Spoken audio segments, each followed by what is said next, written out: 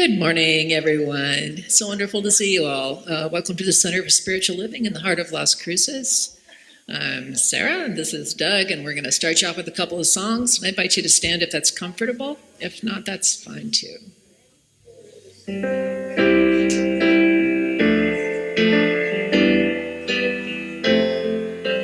Pour yourself in me, pour yourself into my heart.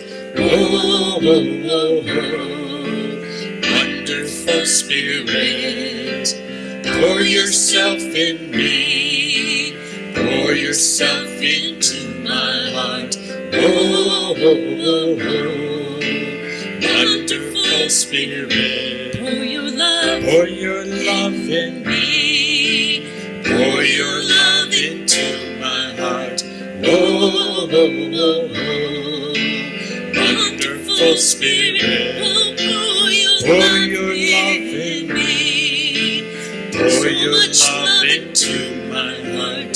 Oh, oh, oh, oh, wonderful Spirit. Sing your joy in me, sing your joy into my heart. Oh, oh, oh, wonderful Spirit. Sing your joy in me, sing your joy into my heart. Oh, oh, oh, oh, wonderful Spirit. Shine your light in me, shine your light into my heart. Oh, oh, oh, oh, wonderful Spirit. Shine your light in me, shine your light into my heart. Oh, oh, oh, oh, wonderful Spirit.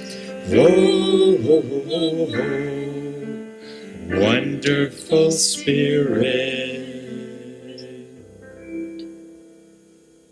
All right, and for the second song, we're going to do our round, I Am Remembering Who I Am.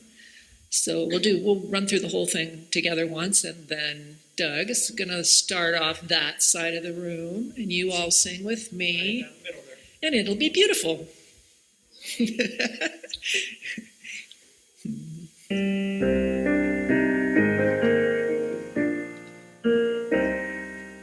I am remembering who I am.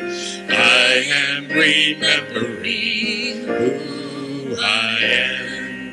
I am remembering. I am remembering.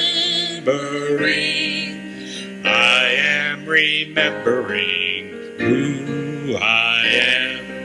I am remembering who I am. I am remembering.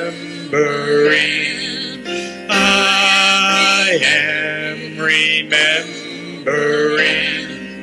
I am remembering who I am.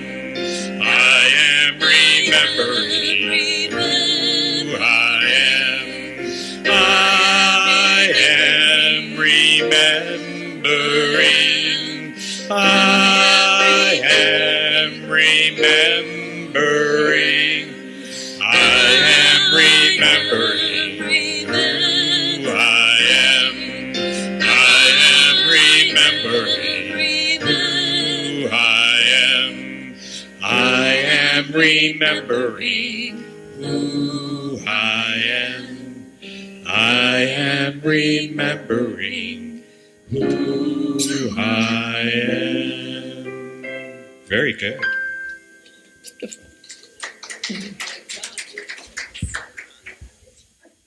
Good morning. My name is Beth Leary, and I'm the practitioner assistant this morning. Sorry. Okay. My name is Beth Leary, and I am the practice platform assistant this morning. Welcome to the Center of Spiritual Living in the heart of Las Cruces, where a loving partnership for the good of all, where our vision is a world of loving partnership for the good of all. Welcome to anyone visiting for the first time. Please help yourself to a packet of information. There is a gift certificate in there for the bookstore as well. And fill out the front form with your email so that you can get on our email list and get our newsletter. Also, welcome to those watching online. Everyone be sure to read the newsletter for full details of the following announcements. Today we will be having our board meeting following the services, and all are welcome. Next week on the 16th is the potluck after our service. Please bring something to share if you can. Next week also is the Virtual Centers of Spiritual Living annual meeting. If you want to know what our parent organization is doing, please see the newsletter for a link to this meeting.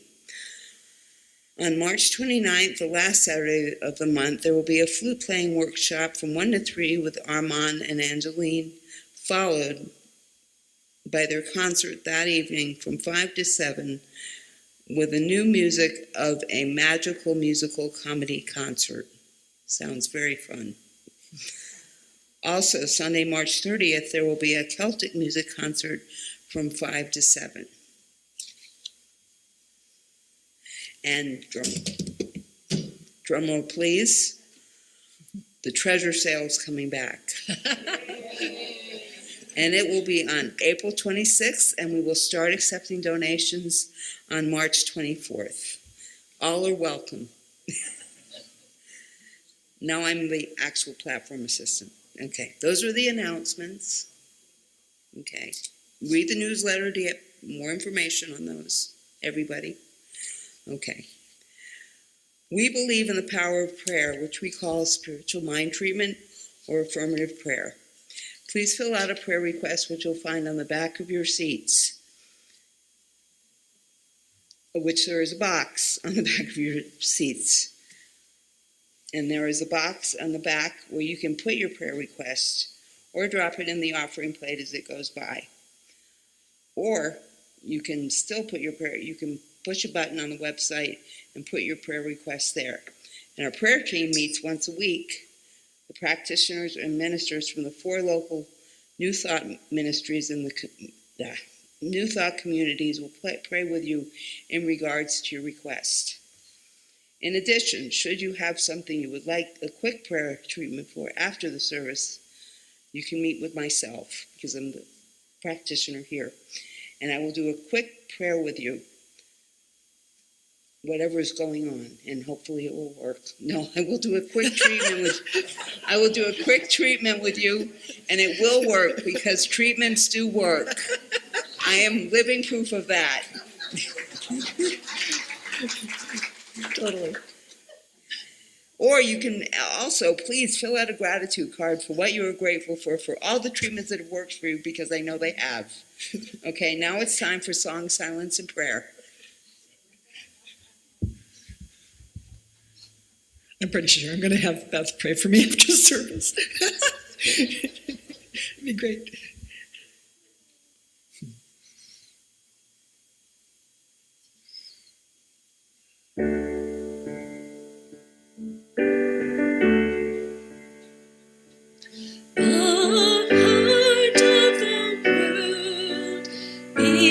In me now, the light of the world shines through me. The song of the world sings through me now. I am the heart of the world. I am the heart of the world. The heart of the world beats in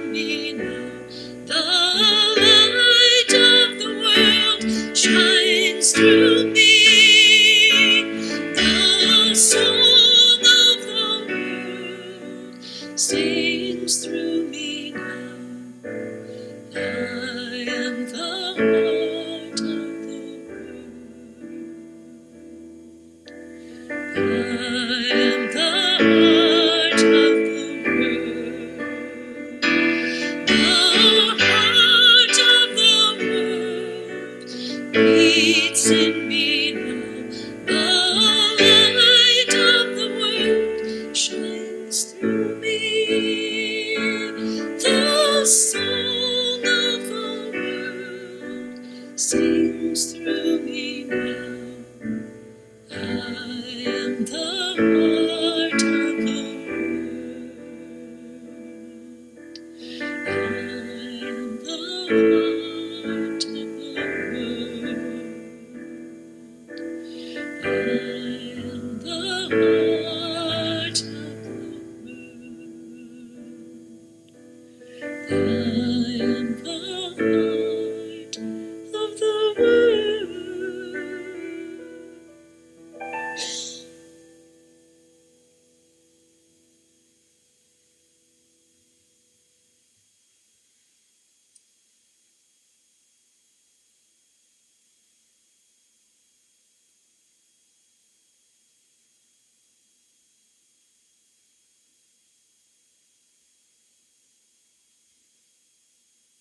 Spirit, I know that you are present. You are within all of us. We are all present, spirits engaged in this moment, in this love, in this life and light which we all give to each other.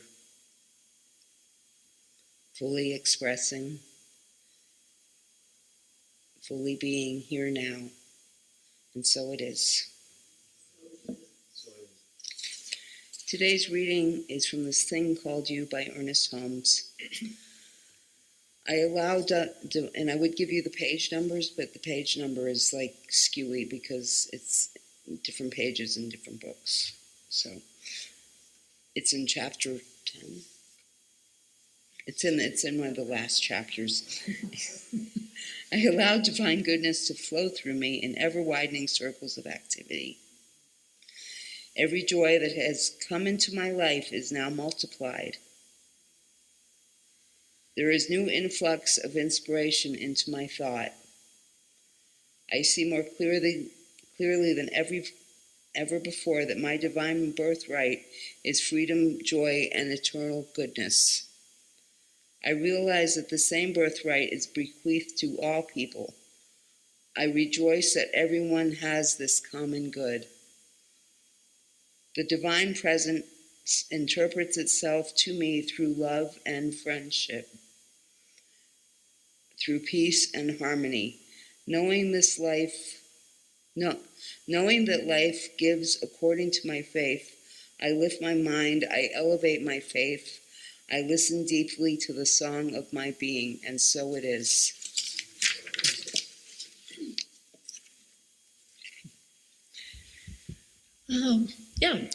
Welcome Pat DeSimio. He's going to be doing special music for us today.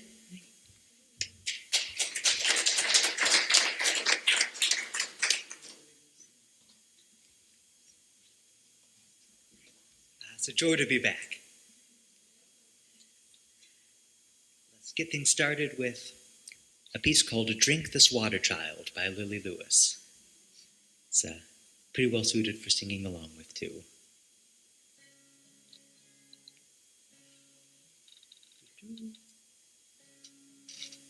There we go.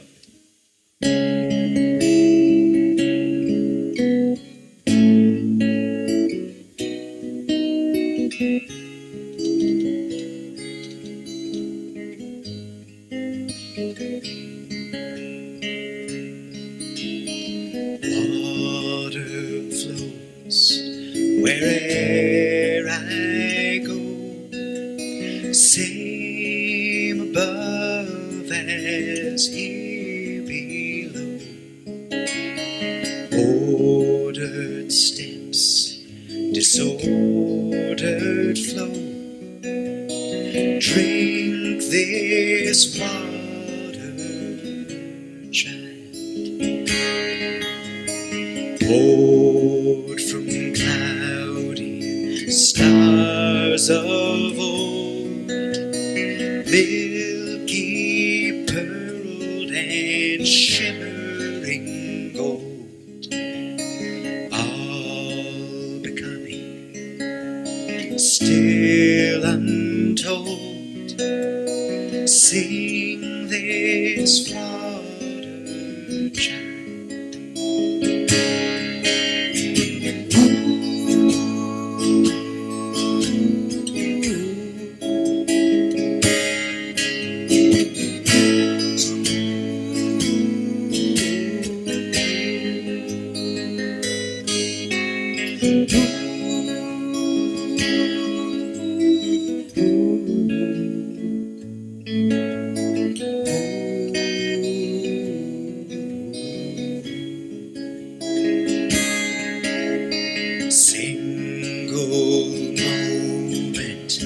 Single sun, same one self from which we come. Chain unbroken, just begun. Be this water child,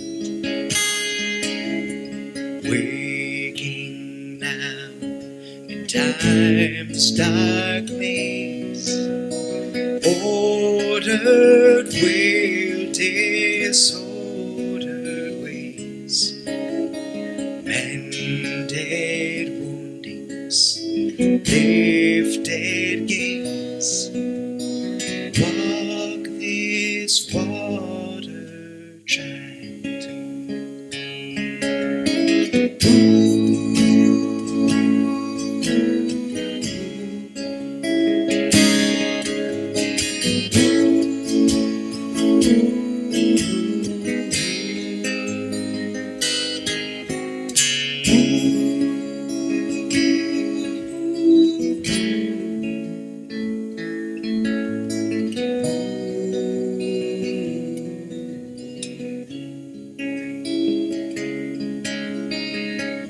Water flows wherever I go, same above as here below. Ordered steps, disordered flow. Drink this water, child.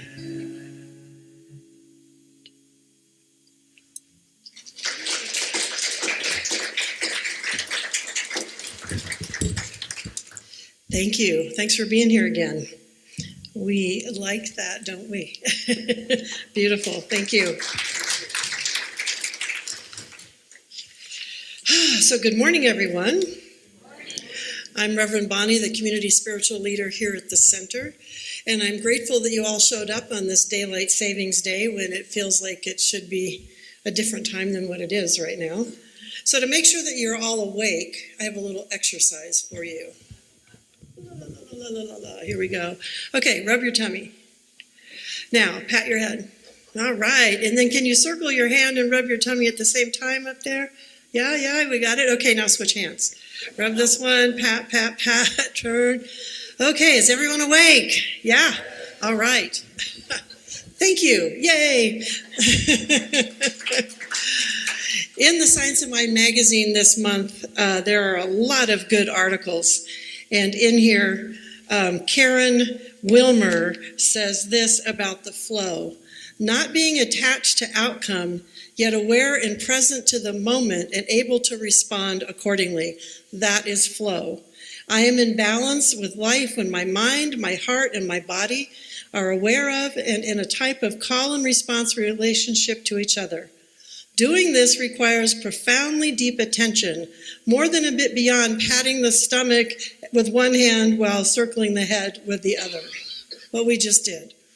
So paying attention and being in the flow requires that kind of attention and activity. She says, flow happens when all is synchronized. So a few Sundays ago, I looked out at you all, because that's what I do from up here, and I thought, where are all the usual attendees, the ones that I'm used to seeing? There's several missing today. And I thought, it's not daylight savings, so there's no excuse yet. What's going on? Well, later in the day, I went to a meeting that was an action-oriented meeting to bring together people that wanted to see the world work for everyone in a certain way. And I looked around the room, and there were a lot of those missing people. And I realized that we are at a point in our lives of that sort of ebb and flow of life when we have to conserve our energy. Some of us can't do 5 different wild and crazy events in one day, so we pick the one where we feel like we're most needed at that time. And so I couldn't fault these folks for not coming to church that morning, because what I realized was happening is they were taking the principles that they felt were true from here and applying them into action and activity at this meeting. And so all I could do was be grateful and say, this is a time when we are ebbing and flowing and finding ways to be that love, that joy, that peace in the world that we want to see. And so as I read Jesse Jennings, who's one of my favorite, as you know, Reverend Jesse Jennings, there we go, in here, he has an amazing article. It's not just his usual one. And he talks about being in the flow. And he said, in the heroic journey of life, let me see if I've got the right one. I'm not reading you the right one yet. Hold on, I'm so sorry. There we go. He said, the initiant of any spiritual path is a beginner. To initiate means to begin, just as graduation is called commencement, since the graduate's career or further education is about to commence. I didn't realize that. I thought that was interesting. So it's about to commence, and then they can apply all that they've learned. When we pray and believe in our own prayers, a metaphorical pathway of light opens up before us, and then we must walk it. And so I feel like we're at a time when it's time to commence with all that we've learned here, all that we've taken in, all that we've absorbed, and now we've got that pathway before us, and it's time to walk, to put our feet to the ground, as we say, treat and move your feet, so we're starting to move our feet. When I was in college, I took a class called When Bad Things Happen to Good People. And the book for that class was called the same thing, and it was by the professor who was teaching it. He had written the book. And I took a lot of other religion and philosophy classes as well, with that kind of being the question, what is it that's happening in this world? Why do these things happen if we have a loving God? And, all these kinds of questions were being chewed around and talked about. And there were two authors that really spoke to me back then when I read them. They were Elie Wiesel and Viktor Frankl. And both of them were Holocaust survivors. And at that time, and even still, one of my main questions has been, why do humans do this to each other? Why do we treat each other this way? And those classes did not answer that. I'm still questioning that.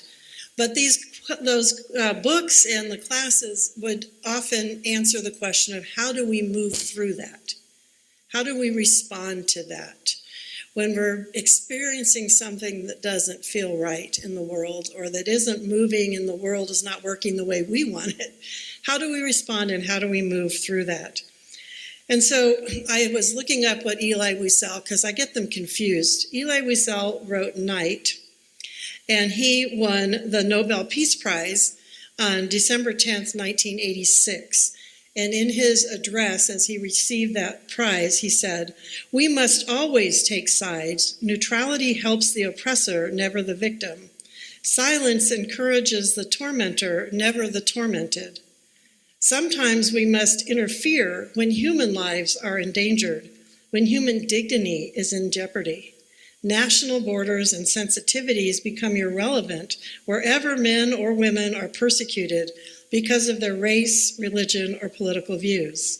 That place must, at that moment, become the center of the universe." And so I thought that was interesting when I found that.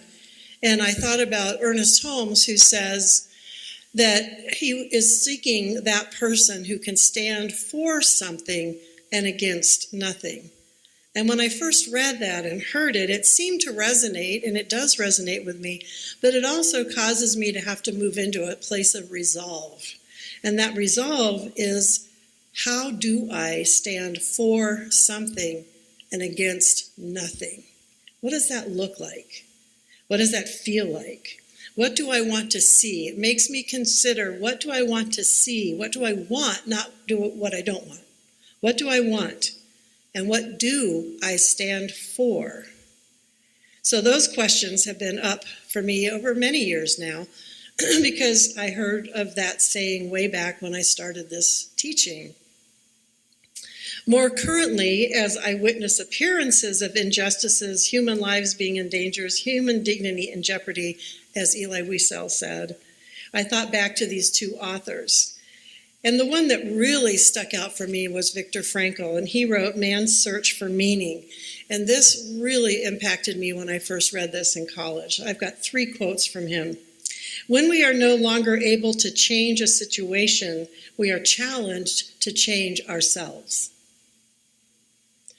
And everything can be taken from us but one thing, the last of human freedoms, to choose one's attitude in any given set of circumstances, to choose one's own way. And in his book, he's describing some of the atrocities he's living through and telling you how his mind is working and making those choices to keep his attitude in a place that is healthy for him, despite everything that's going on around him. And a final quote from him, if you find a way, then you can bear any how. So seeking that way, looking for that divine guidance, that path that's illumined ahead of us, if we find that way, we can move through any experiences that are going on around us. And so in the recent light of events, I'm working on all of this within myself. And I was having a conversation with my aunt, who's really like a big sister to me. And I was talking about, how I want to stay in integrity with who I believe I am. I want to behave the way I feel we are guided to behave in the midst of everything, no matter who I'm interacting with. And she reminded me, she said, they can't take away your joy. And that kind of hit me because for many years now, I've been sharing with you that joy has been what I'm seeking. Ever since Reverend Sam said, if you aren't experiencing joy, you're not in alignment with God, that really slapped me upside the head. I was like, wow, okay, I want to be in alignment with God. So how do I experience joy? And the first thing that I realized was that Viktor Frankl's idea of my attitude. I can choose joy. I can choose to find a way through what I'm experiencing and follow that pathway of light that they were talking about by choosing an attitude of joy. And so many of you probably know that part of the things in the world that give me joy are flowers. At the beginning of COVID, I was posting pictures of flowers from my garden, and eventually someone said, I look forward every day to seeing what flower pictures you're going to put up today. That was my joy, was being at home in my garden and just seeing all the new flowers each day that would come up. And that's happening right now as the lady banks are starting to bloom. But some of you probably also know that another thing that brings me joy is dancing. And it was getting back to dancing that pushed me to heal as fast as I did from my knee surgery, because I love to dance and it brings me great joy. And so I choose an attitude that will allow me to still dance no matter what. I choose to keep on dancing. And so I've been lately posting pictures of people and video clips of people dancing. Young people, old people, people from all over the world, all different kinds of dances. And I just keep putting out there, keep on dancing, keep on dancing. That's my motto right now. And so then I thought about, well, what does dancing do other than bring me joy? Because that's definitely what it does. So I had to Google the benefits of dancing for you all. Improved cardiovascular health, increased muscle strength and tone, enhanced flexibility and balance. That word balance is really important to me right now. Not just physical balance, but emotional, mental, and spiritual balance. And dancing does that for me. Reduced risk of osteoporosis, weight management. It increases our endorphins, which reduces stress, improves the mood and self-esteem, enhanced cognitive function, increased social interaction, because most of the time we go find a group to dance with somewhere. You can dance alone at home too, it still works. Improved sleep quality, reduced risk of chronic diseases, and increased self-awareness. So in addition to all the physical ways that it helps, and in addition to bringing joy, I'd say that dancing also brings about a better quality of life, no matter what is going on around us. So as I continue to seek meaning in my life and in our lives and in the world around me, My goal and my intention every day is to maintain my joy and to keep on dancing. That's what I intend to do. And I do know that not every experience that we have brings about a natural sense of joy. I have experienced immense grief, as you all know. When my son died, it was horrendous. And my therapist back then said, instead of thinking of trying to achieve joy all day long, every day, why not seek out moments of joy throughout each day? So that has been my goal for the last 4 years, seeking those moments of joy. And that's how I see it, is if I keep finding a moment here and a moment here and a moment here, they eventually all come back together. And part of what I did study back in college was a whole semester on the book of Job.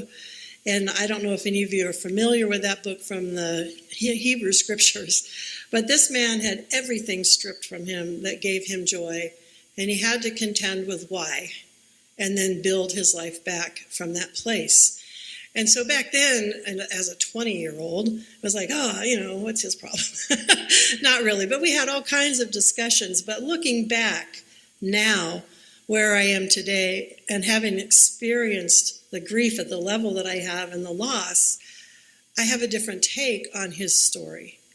And again, he was able to maintain his faith. He would lift his own inner thoughts no matter what was being told him by the people around him.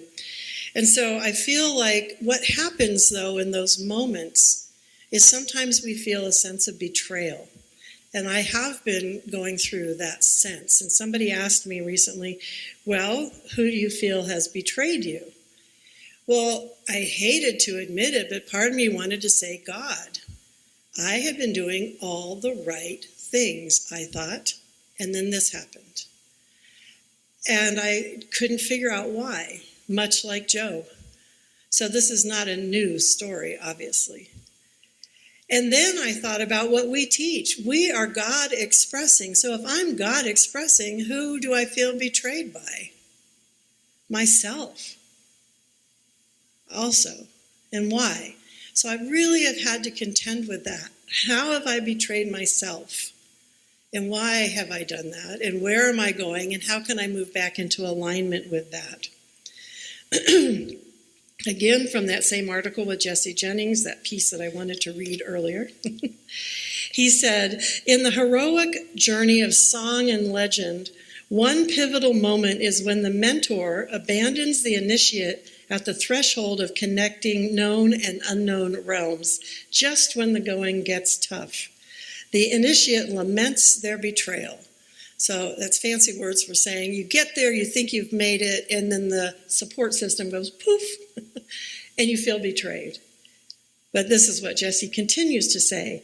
When what's really being staged here is a sudden jolt of needed self-dependence, or more precisely, a new reliance on neglected senses and unseen energies, fostering a new hope where there was none. The mentor eventually resurfaces as the newly adept initiate's peer. Wow. Well, that really struck me as I read that. I just read that this month as I was preparing for this. And I thought about how we've been visioning for this world that works for everyone. We've been talking about it. That's what drew me to wanting to be a minister in this movement, is I loved our vision of a world that works for everyone. We've been visioning this. We've created that mental equivalent that we talk about. We've done affirmations beyond affirmations. And at this point in time, for some people, it feels like all that is falling apart. But for others, it feels like things are finally coming together. And that's the piece that I have to remind myself. And I have had people ask me flat out, where's God in all this? What's happening? How come we didn't get that world that works for everyone like we thought we would? We've been seeing it happen. And I think people have expressed to me feeling betrayed. Betrayed by prayer. It was too funny that Beth said, well, we'll see if it works, and then she knows it works. She can tell you how it's worked in her life. And many of us can in this room. So where is the betrayal? Who's betrayed who Is there really a betrayal? I had to really look at those words that Jesse put down. A sudden jolt of needed self-dependence, or more precisely, a new reliance on neglected senses and unseen energies, fostering a new hope. So it's that digging deep and finding those resources within ourselves that we didn't even know existed. And again, I think that's something that we saw exemplified in Job, if you read that book as well. Anyway, it made me think, and I realized that I'm still a work in progress. I'm still working my way through this and looking for how to pull myself back up, to keep my thoughts in that place of joy and continue moving. The dancing has been the easy part because I love to dance and that draws me out even when I want to hole up at home. And so the other thing that Jesse Jennings said in his article is that often we will say, well, what's in it for me? Why should I do that? What's in it for me? And he said the actual question we should be asking is, what's in it from me? He said that would be our dynamic collaboration with the everywhere present divine nature as its agent of healing and change in the world. Well, that was once again a reminder that we are one. That God and I are one, that I'm one with everyone else. So what's in it from me? I had to remind myself that God expressing as me is not doing something to me, and it's not doing something for me. It's doing everything through me. And that's a whole different way of looking at things. So asking then, what's in it from me in this given situation, whatever it is that we're looking at or feeling is in our awareness or in our lives. We've used another sentence that I think is very similar. We've said, what's mine to do? We've asked ourselves that over the last year or so. And I continue to ask, how do I walk then on that path that's illumined before me? How do I put my feet to the ground with the beliefs that I have? What does that look like as I walk out there into the world and take, as the song said, that light out in there and allow ourselves to flow in the world? Last week, Yvette spoke about loving change and then how she pointed out that even when it's welcome, even when we've chosen the change, it can be hard. It can still give us challenges. It's still something we move through. It's still something we experience, and it's not always a piece of cake. And Raymond Anderson, Reverend Raymond, has an article in here as well. I told you I got so much out of this month's magazine. And he pointed out that when things are going smoothly in the way we want, we say we're in the flow. But the reality is we are never out of the flow. It's impossible to be out of the flow because God is all there is. Do we teach that? Yes. Do we feel that? Do we know that? Then we can't be out of the flow. Even when that ebbing and flowing brings us to that space feeling like it's not going exactly as I had hoped or intended or visualized that it should. But it's remembering that it's all part of the flow.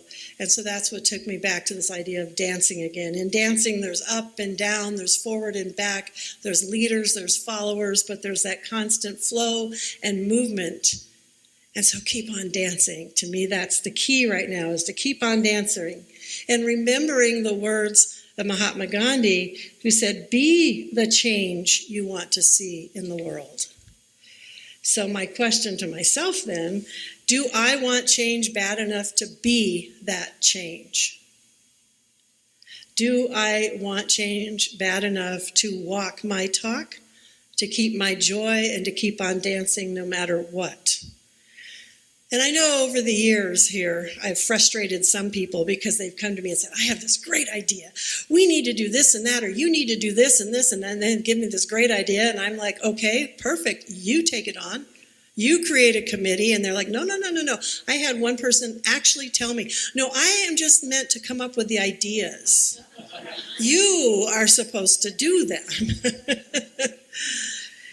And I think, again, that reminded me of more of what Jesse Jennings had to say. He says, seemingly out of nowhere appear the tools to flesh out our dreams. We desire our voice to be heard, and suddenly we're invited to audition for some role.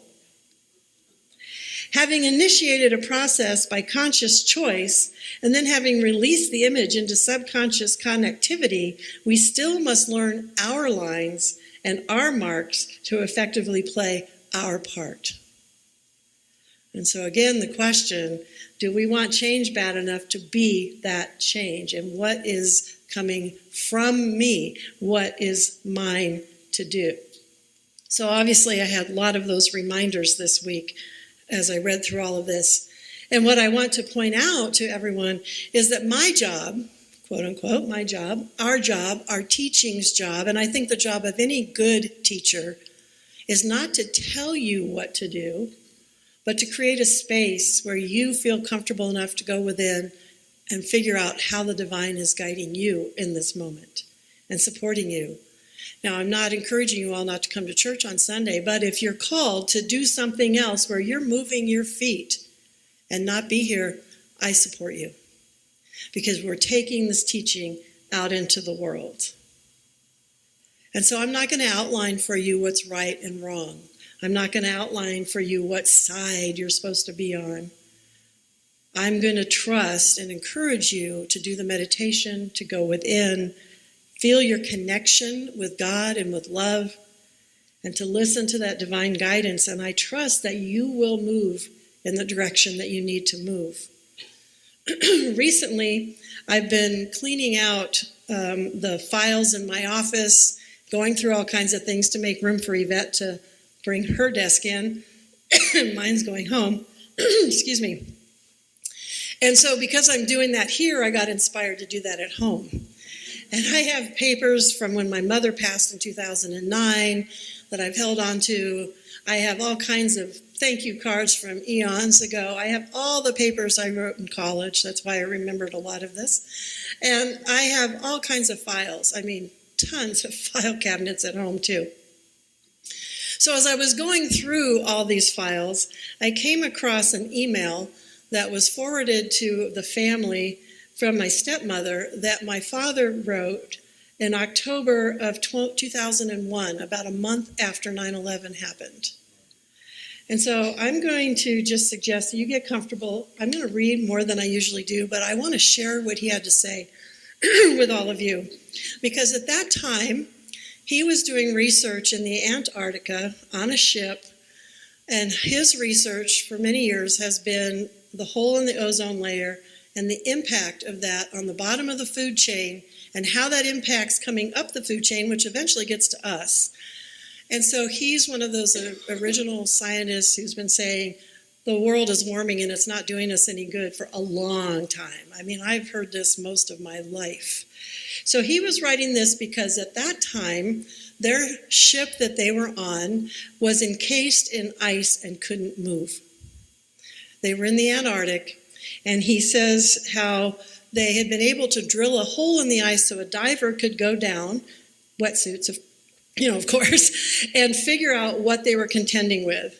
And he said the ice in our area is in places over-rafted to a thickness in excess of 5 meters, which is 16 feet plus. So that boat wasn't going anywhere. He said, the knowledge of our situation is finally sinking into all on board. We don't go home until we get good, strong winds from the south and/or spring melts all this ice, with the former the quickest option. My best estimate, based on what we know of relative frequency of storms and their location in this area, is that we could easily be here a few more weeks. With this recognition, folk are now settling into a longer view routine, beginning to pace ourselves for a longer haul, and working to see how to optimize our time and to make the best use of this unique opportunity offered by the ship being here. It has also reduced the pace, which permits some time for introspection, or more precisely, more time to write about the introspection of our situation and the small microcosm that makes up our ship and its occupants. Permit me to share some random thoughts with you. He goes on, he's a scientist, he goes on to describe the size of the ship, how much it weighs, how much force it has, how it can, supposedly break ice, and how it's not doing that right now because the ice is so thick. And then he says, with all this power, we remain more or less helpless until such time as nature, in due course, shifts its disposition and the pressure on the pack ice is reduced. As you know, we have a ship's crew of 25, and we are a scientific party of 40 scientists, students, and technicians, and Raytheon service personnel. That was the ship. 60-some folks in our small microcosm of the world, folk from half a dozen countries, US, Japan, Australia, Philippines, Chile, Argentina. At least 3 languages commonly spoken on board, English, Spanish, and Filipino. Both sexes and all ages from undergraduates to myself. Some have a long history of friendship, and some folks have never met prior to this cruise.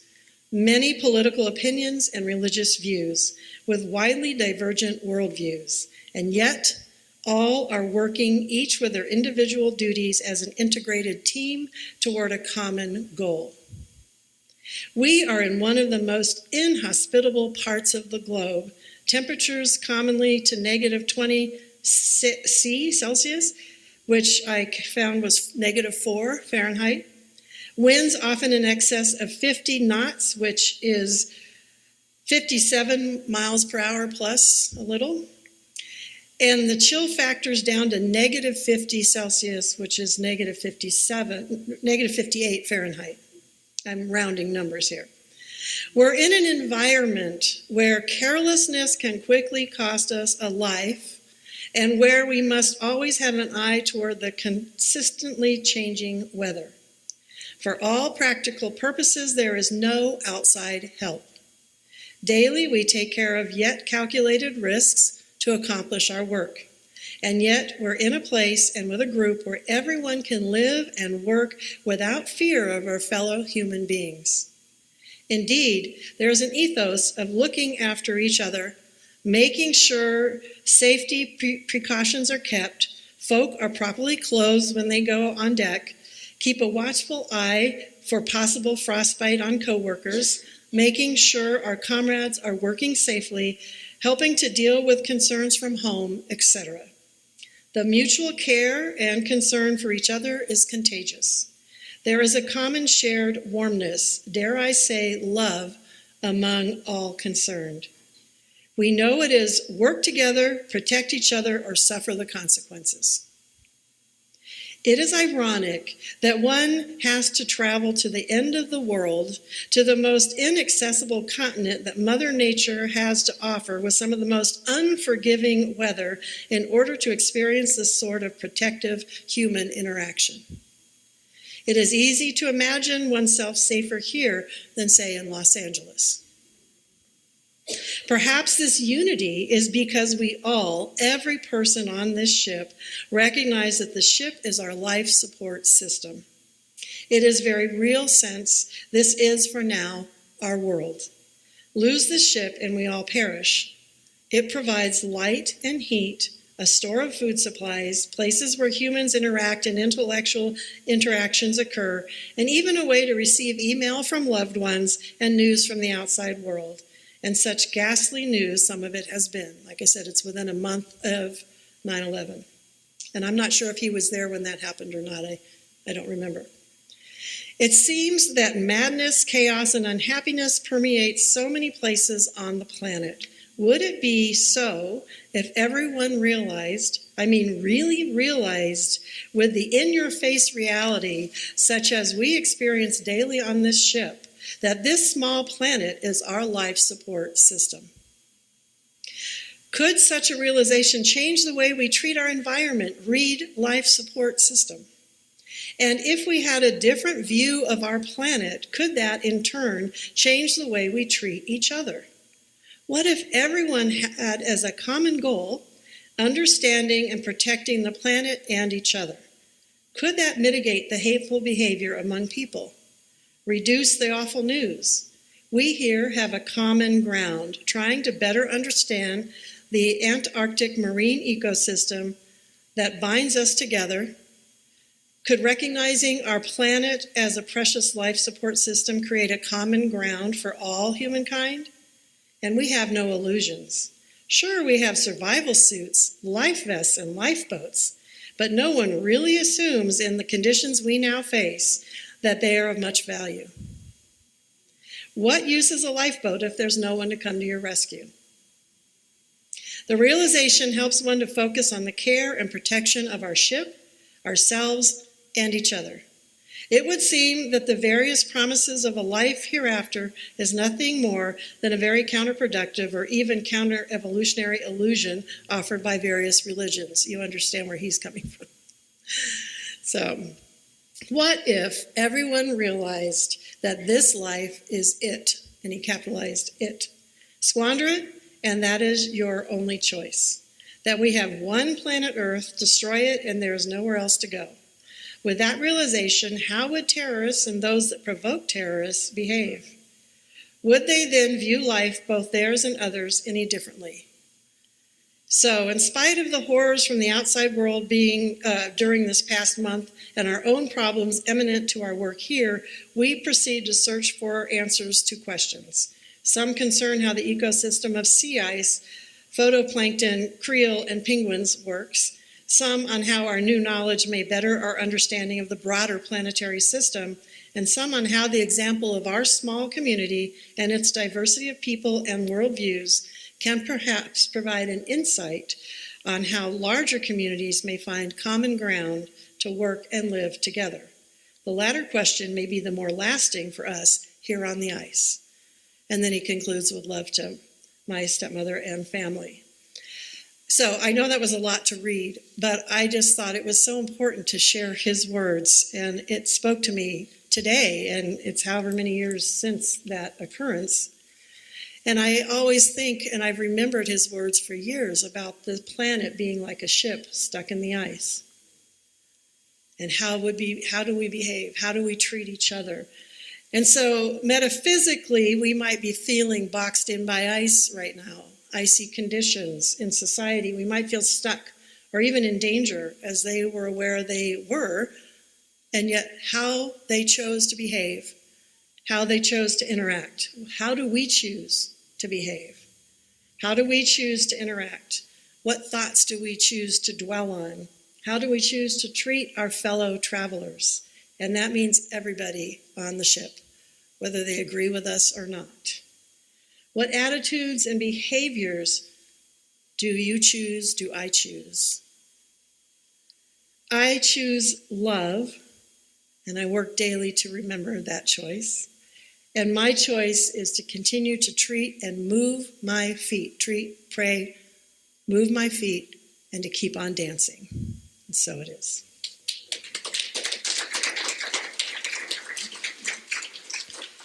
Our one practitioner, please surround this room with your love. There we go. Anyone else who wants to join her and put some energy out into the room, feel free. Thank you, Bridget. Thank you, everyone. Good. Yeah, so we choose. We choose. And so Raymond has reworded a common prayer that we've heard from Ecclesiastes, a time for everything, and I want to read you his words as we move into prayer. For everything a season, and a time for every matter in the consciousness of heaven, a time of birth, a time of death, a time of life after life, a time to sow and a time to reap, a time to heal and a time to be healed, a time to forgive and a time to be forgiven, to break down, to build up, to dream and to act, a time to weep, to mourn, to comfort those who mourn, and a time to laugh, sing, and dance, a time to release what no longer serves and to embrace what does, a time to seek and a time to know, a time to keep and a time to throw away, a time to tear and a time to sow, a time to keep silent and a time to speak, a time to love and a time to be loved, a time for life-affirming conflict which results in peacefulness in the heart, mind, and soul of the individual and the collective world that works for everyone. So we hold that vision still. We choose to be joyful. We choose to love, no matter what circumstances we find ourselves in, because we know that it is God expressing in and through us, that is what comes from us into this world that brings about the changes we want to be and see. And so I'm grateful once again for all the reminders that come to me from so many different ways. Just knowing that it is Spirit, it is God, it is life, it is love as it moves through me and through everyone in this room and everyone that we meet and beyond. So I just take that collective sigh and I just consider that we are truly on a small ship and we are here to care for each other, to watch out for each other, and to find those moments of joy together. And so it is. Thank you all. Thank you.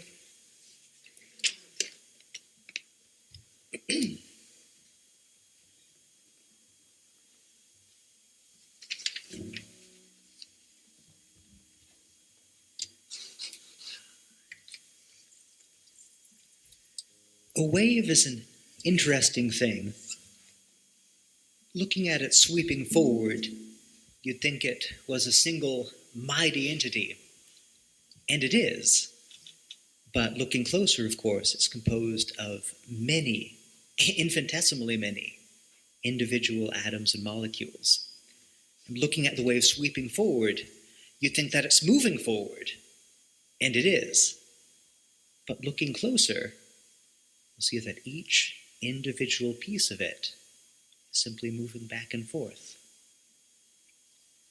And if the atoms and molecules in a wave could perceive, they would perceive very little power and very little movement. And they'd be right. But the truth of it is also much, much more. So this is a song about that. It's called It's Only All Together We Go.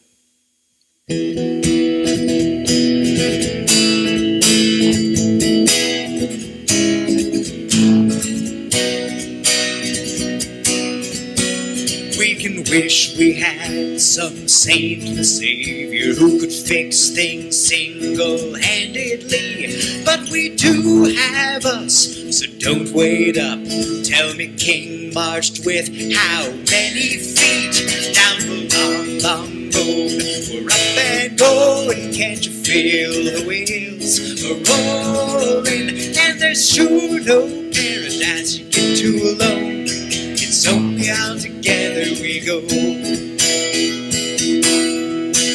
Tell me, what is justice just for some? And what are feasts when want remains? So when justice rolls down like waters, there will be no riverbanks down the long, long road. We're up and going, can't you feel the wheels are rolling? And there's sure no paradise you get to alone. It's only all together we go.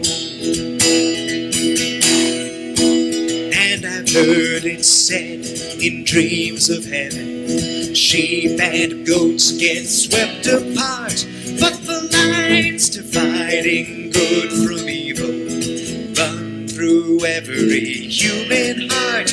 Down the long, long road, we're up and going, can't you feel the wheels are rolling? And there's sure no paradise you get to alone. It's only all together we go.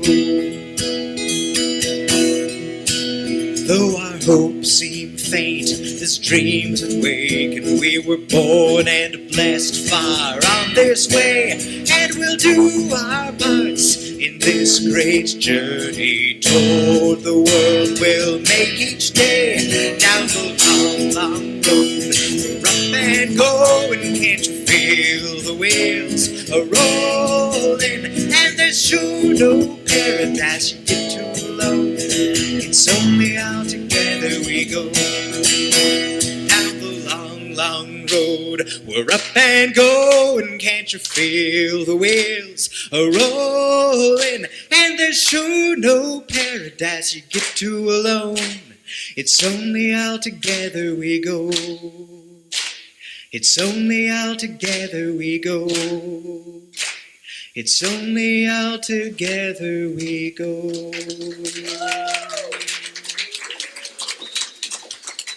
May it be. How perfect was that? I think Spirit wanted us to learn something this morning. So we are in this all together, and thank you for that perfect wrap-up song. He was over there nodding, now I know why. He's like, I'm going to be singing that. That same message, yay. Oh, isn't God good? Yes, Spirit, love, life, how it works in and through us. So now is that time when we think about supporting this place that supports all this energy, this growth, this thought, this learning. And so we think about giving back to the center. And this month, 10% of all that comes through here is going to the Las Cruces Vet Center, where they offer confidential help for veterans, service members, and their families at no cost in a non-medical setting. And so that is where our tithe committee and the board have agreed that this month 10% goes to support them. That's our local group here. So let's say our blessing together. Divine love through me blesses and multiplies all that I have, all that I give, and all that I receive. Thank you, God, in me. And we'll sing, I am so blessed. I am so blessed. I am so blessed. I am so grateful for all that I have. I am so blessed. I am so blessed. I am so grateful. I am so blessed. I am so blessed. I am so blessed. I am so grateful for all that I have. I am so blessed. I am so blessed. I am so grateful. I am so blessed. I am so grateful. I am so blessed. And I am so blessed that you all chose to join me this morning, an hour earlier than usual. Thank you for being here, and I know that everything that moves in and through here blesses us and blesses those that we touch, like I said, and moves out into this world. And we just see it supporting our veterans in our community, as well as all those who come through our doors. And so in gratitude, we just say, and so it is. Thank you. What are we singing out with today? The peace song. Peace song. Let's Yeah. stand and sing the peace song together.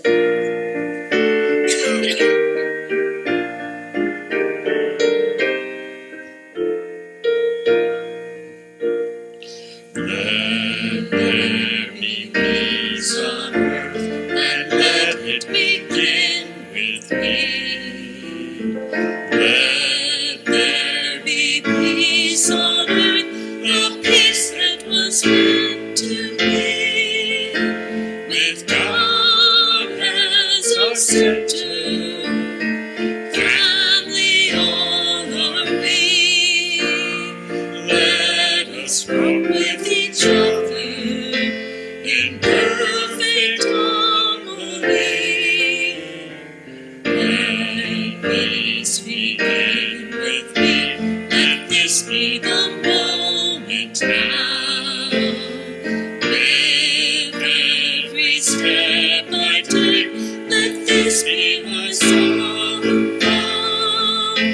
To take each moment and live each moment in peace eternally. Let there be peace on earth, and let it begin with me. Take it out with you and share it. Love you all. Have a good week.